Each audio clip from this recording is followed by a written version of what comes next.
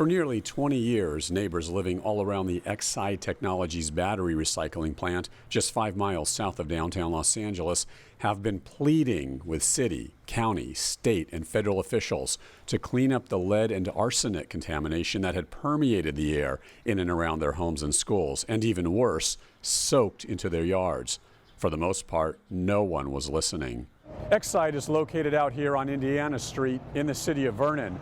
The plant has been in this underserved neighborhood for more than 90 years, recycling anywhere from 20,000 to 40,000 car batteries a day. And even though the company has been under fire in the last 2 decades, somehow Exide has been sort of able to escape or fend off any kind of lead contamination criticism and still do business out here. It's the responsibility of the state of California to do the cleanup. And in part, that involves the Department of Toxic Substances Control and the South Coast Air Quality Management District. It was the AQMD that really helped get things kick-started.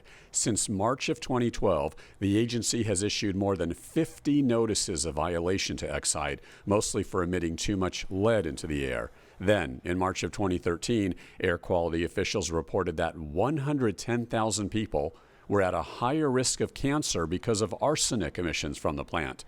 AQMD now has a lawsuit filed against Exide. The agency is seeking $80 million in civil penalties from the company for its numerous air pollution violations.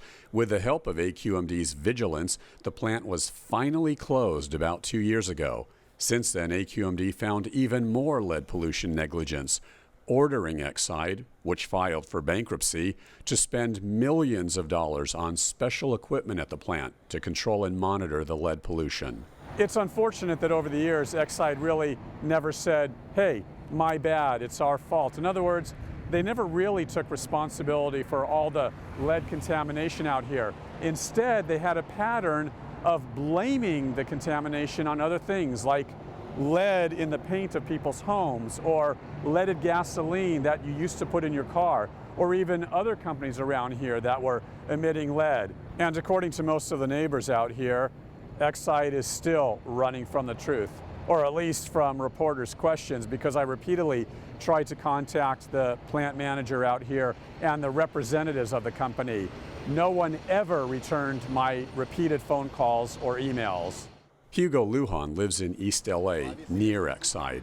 Lujan is a community organizer with the activist group East Yard Communities for Environmental Justice. For years, you guys have been asking for help and really haven't been heard. Why? It definitely has something to do with the fact that these communities are low-income, people of color who are not able to participate fully in the process. Aida Loera also lives in East LA, next to the Exide plant. Loera is concerned about her 2-year-old daughter, Fatima, because doctors found abnormally high levels of lead in her blood. I'm worried that in the future she would have some impacts or negative impacts on her brain, on her development of being able to speak. I would want to look more in deeper in the future, and I am very worried for her condition now. Terry Cano lives in Boyle Heights near Exide. Cano is in bad health and believes it's a direct result of the lead emissions. I'm absolutely disgusted, and angry doesn't even begin to describe what we feel. I'm dealing with multiple health issues, autoimmune diseases, osteoporosis. There's a long laundry list of medical issues that I've been suffering with for years now. Couldn't there be the possibility that you have all these health issues and it has nothing to do with the lead contamination from Exide? I seriously doubt it. Even worse, Terry is convinced that her mom, who died in 2012, and her dad, who died in 2014, were the victims of lead poisoning from the Exide plant. They were beautiful, wonderful people, and they didn't have to suffer the way they did. They shouldn't have had to have died before. The quality of life that they had before they died was torture.